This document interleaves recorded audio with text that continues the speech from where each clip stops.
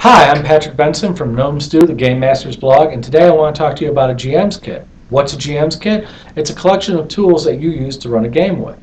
Now, what I'm going to show you today is what I'm going to be bringing to Gen Con 2011. It's my portable GM's kit, and it's just what I prefer to have on hand. The nice thing about a GM's kit, it's all about what you use to run your game with. So anything I show you today, don't feel obliged to go out and get it. Don't listen to what your friends say that should be in your kit. Think about whether or not you're going to use it, whether or not you like to use it while running a game, and that's the only reason to put something into your GM's kit. Now, what am I going to be bringing to Gen Con? A ton of stuff, but most of it fits into this. This is the, I guess, the cornerstone of my GM's kit, and that is a clipboard that is also a compartment. It's made of aluminum. Everything I have almost fits in there. Everything that I have in my GM's kit. I have things like a home and a car, they don't fit in this. And one of the improvements I made is I went out and I found a magnetic dry erase board. I cannibalized it and I super glued the surface to the kit. That allows me now to have these dry erase markers that are magnetic and have erasers on the caps as part of my GM's kit. On top of that, it has an index card holder. I love this because now while I'm running the game, I try to use index cards as much as possible. Kurt Schneider had a great two-part series on index cards. But there it is, so that's a little map. I can have that here. I can have another index card on the clip. And once again, that whiteboard is available for me to write, doodle, keep notes on. Now, I also have on hand one of these, well, two actually, of these Bic pens that have 4 different inks.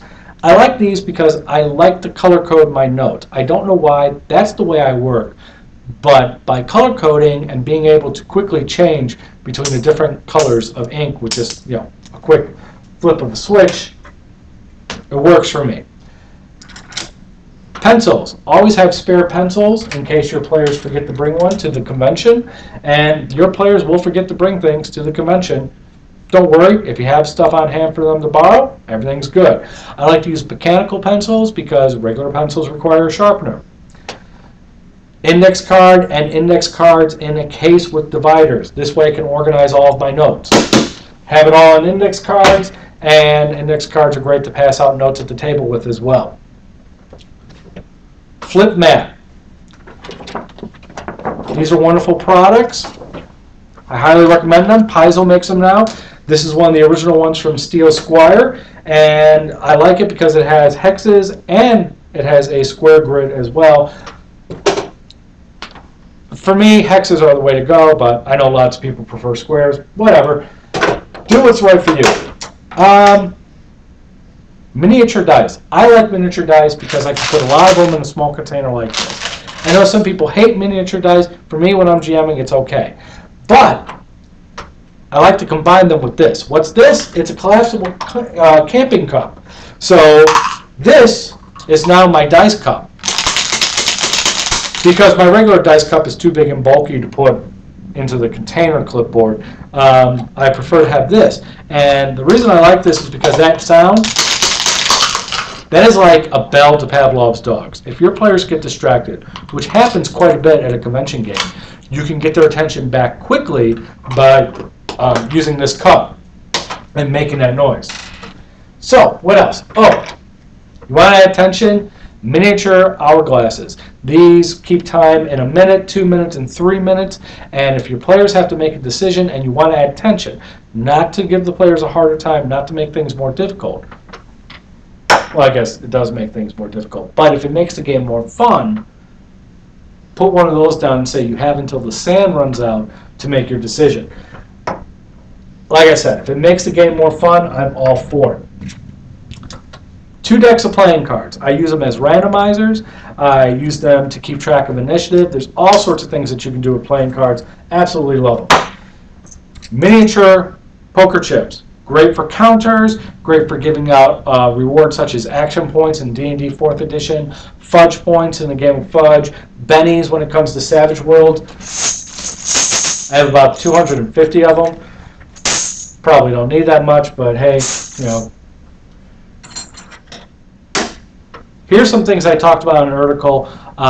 Three of my favorite items for GMing. You might have read it. Dowel rod. Dowel rod is great because it can be used as a prop. You know, you got the beat cop with his baton. Also, it's again something you use to get players' attention if they get distracted. But it's also a nice sound effect. You hear a knock at the door.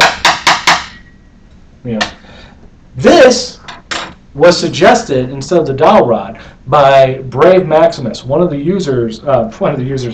our Gnome Stew readers, and I greatly appreciate what he said because he mentioned how he used a retractable fork. Now, I don't want to be waving a fork around at the gaming table, but I found a back scratcher at a hardware store. I ripped off the back scratcher part, and now it's like a telescoping pointer, right? This is great because just like I can use the dowel rod as a prop, I can use this as a prop. I mean, it can be a sword, it can be a pistol, right? It also can be used to point at things.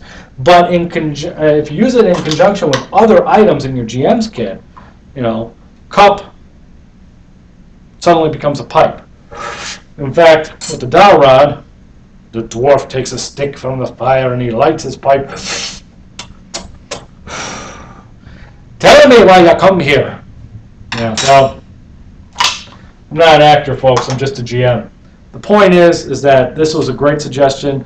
Thank you very much, Brave Maximus. I talked about bandanas. This is a bandana.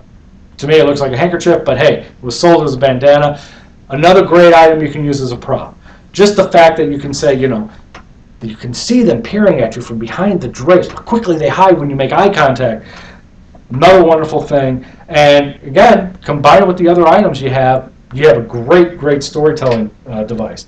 I also include, just as I bring extra pencils for my players in case they forget, dice. Now, this plastic compartment box I'm going to be filling up with tokens, little 1-inch flat tokens I use instead of miniatures, and I print out pictures and punch them out and put them on there. It's great as a substitute for miniatures because miniatures just take up too much room and space to be useful at a convention, in my opinion.